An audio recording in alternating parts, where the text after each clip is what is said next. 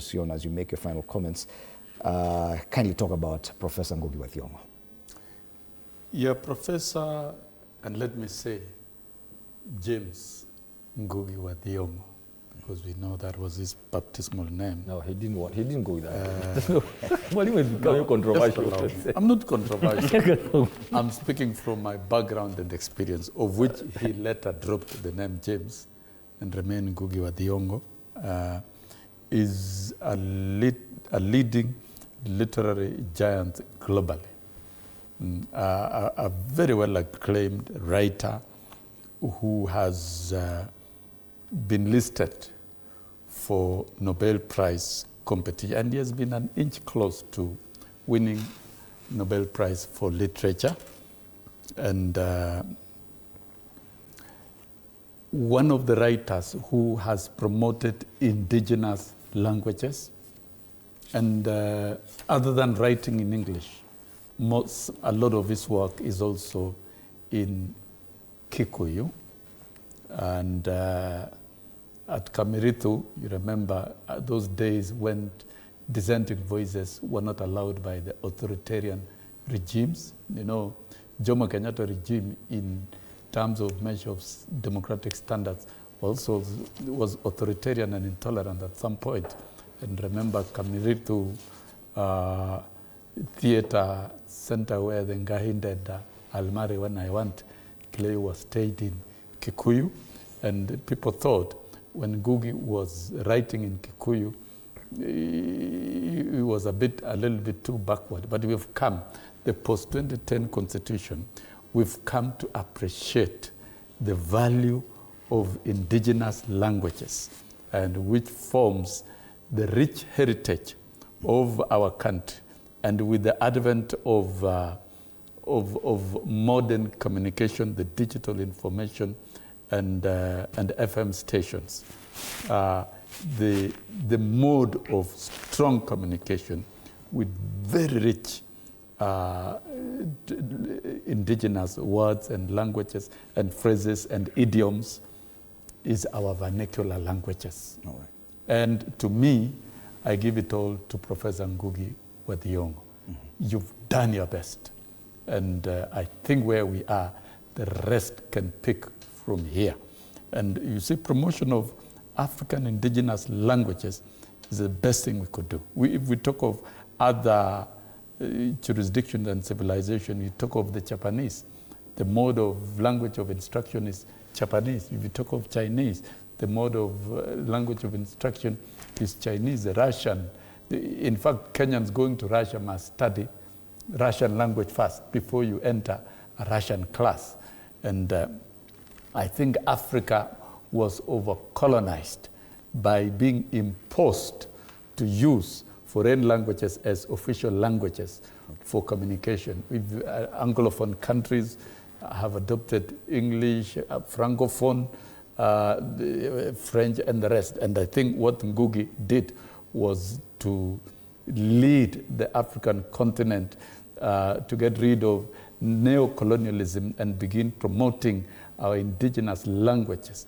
No wonder Kiswahili is a fast-growing lingua franca in the continent of Africa, which is an indigenous language. It's already official language here in Kenya, and we believe it will become, many years to come, even under Vision 2063 of Africa, I believe the mode of communication for Africa will be a language like Kiswahili. Right. Where Kiswahili is a language of communication for the East African community.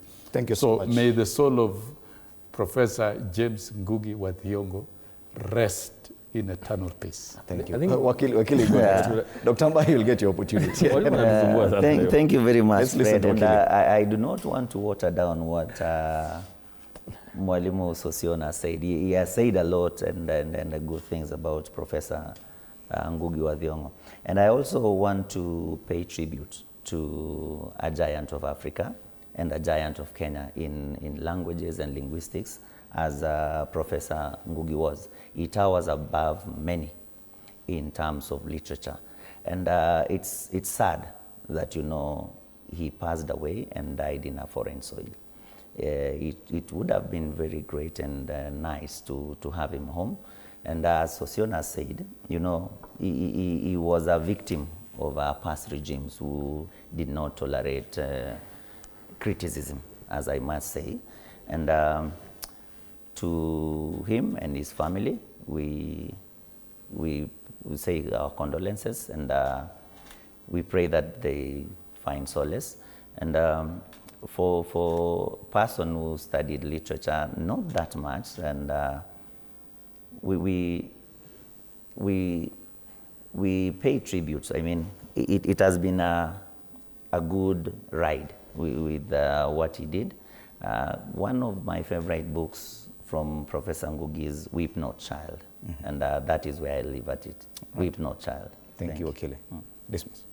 Yes, our condolences to the family, friends, and academy of Professor Ngugi, because he is a giant. But allow me to take a slight departure from just giving a tribute and say that Kenya missed Professor James Ngugi wa Thiong'o in leadership capacity in Kenya. And as we look at the National Prayer Breakfast yesterday, we must ask ourselves that the people who attended that meeting and the people who spoke, do they understand Kenya's problems, and are they offering solutions? How many scholar practitioners do we have in leadership positions? People who understand really where Kenya is today, where it's supposed to be going tomorrow. Because, you know, at every election, we say that the people who present themselves for election are not necessarily the sharpest tools in the shade. That maybe there's a chance that scholars and practitioners fear running for political office. We are told that politics is a dirty game. Would you imagine if Professor James Ngugi wa Thiong'o was actually living in Kenya and he ran for a political office, like maybe Professor Wangari Maathai, where they would have caused any change in Kenya? And we must encourage that people who believe they've got capacity and competence to run for these elective positions, so that after every single election, we do not start, you know, crying and having voters' remorse that the people we've elected, maybe to the National Assembly, are not up to par. Because sometimes Kenyans, when you listen to the National Assembly or even the Senate, people complain about the quality of debates, people complain about policy conversations. And so that is why we encourage people like, you know, a scholar practitioner like Dr. Fred Matiang'i, Okia Omtata, Maraga, people who think that they want to run for president. Because again, philosophers say that for a nation to succeed, they used to say you need to have philosopher kings. So we need people who understand what VUCA is all about, the changing scenarios, so that we can make progress. If we don't do that, we become victim of the Stockholm syndrome. We have fallen in love with our with our captors, and it's even surprising that people believe Rigathi Gachagua is the answer to Kenya's problems. I mean, when did he enjoy his Damascus moment? You remember a few days ago, before he was impeached, he literally went to the top of Mount Kenya and Kilimanjaro and said, this is the best leadership we have in Kenya. And when he has been jilted, he is doing all these manner of things. So we must ask ourselves that when we are voting, do we vote with our selfish interest in mind? Are we rational voters? Or now we are victim to tribal chiefs? Okay. And it's very interesting the way he's woven that story into... Brother, this is very interesting. I don't know. Brother, I think one day we should come and discuss the Rigathi Gachagua in full, because everybody is trying to go and put in him. I didn't expect that from Okua, by the way. You get the final. We were very serious tributes to a great man. I don't know where Rigathi Gachagua is coming from, but let me say this. Bad examples. Let me say this, Fred. This is a great man. At 87, the man came, he saw, he has conquered. Not just his village. People thought by exiling him, we are going to lose him. But he went and, you know, his wings all over the world. This is what we say a life well lived. The man started, I mean, 1960, the first book, Weep Not Child, 1964. He went on to do 34 books with 2 plays. You know, The Black Hermit, and I think 1968, and Gahikadeda in 1970. Which then he went to stage a play at Kamirido village. And the great village, let me call it the great village of Kamirido in Limuru.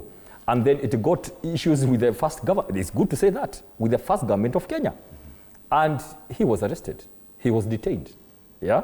Then he moved out and did wonders across the world. One lesson, you may think you are killing someone by suppressing them here in the village, then that becomes a ticket to go and expand. Maybe if he was still a lecturer at the University of Nairobi, maybe he would not have seen his full potential.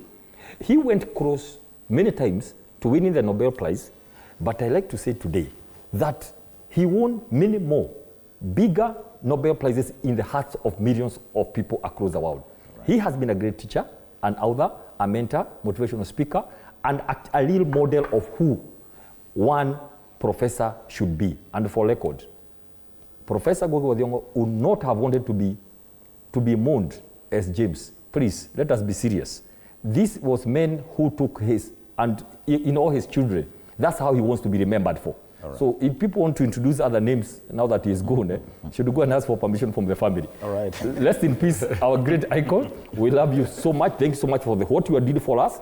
The biggest thing we can do for him, Fred, if you have never read any of his books, I want to urge all our leaders, kindly please, in honor of Professor, go and pick at least two books and read. If, like some of us who have read many of his books, we'll go back to our shelves and read more.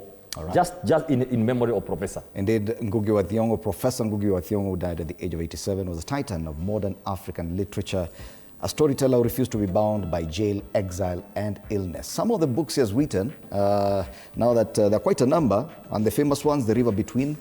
Some of those who studied literature at any level, whether school or university level, may have gone through this. Decolonizing the Mind, Whip Not Child, A Grain of Wheat, Devil on the Cross, Petals of Blood, Matigari, Wizard of the Crow, The Trial of Dedan Kimathi, which is an interesting one, Detained, quite a number, The Perfect Nine, Dreams in a Time, Moving the Center, and it could go on and on describing this great gentleman. Now that he has passed on, at least we have an opportunity to pay tribute to a great Kenyan. Thank you so much, gentlemen. Wakili Manasseh Tunen, Advocate of the High Court, Dr. Peter Mbae, who we have to clarify is the Secretary Planning and Economic Affairs of the DCP. Mwalimu Wilson Sosion, who has served as former SG of National Union of Teachers and also as a member of the National Assembly, and Dismas Mokua, who's a political risk analyst. Thank you so much, gentlemen, for your time at TV47. One of the big headlines we did not get an opportunity to look at is this one, on the Standard, Ruto red-carded. And this is coming from a TIFA survey that was released yesterday, where 75% of Kenyans feel the country is headed in the wrong direction, with the high cost of living being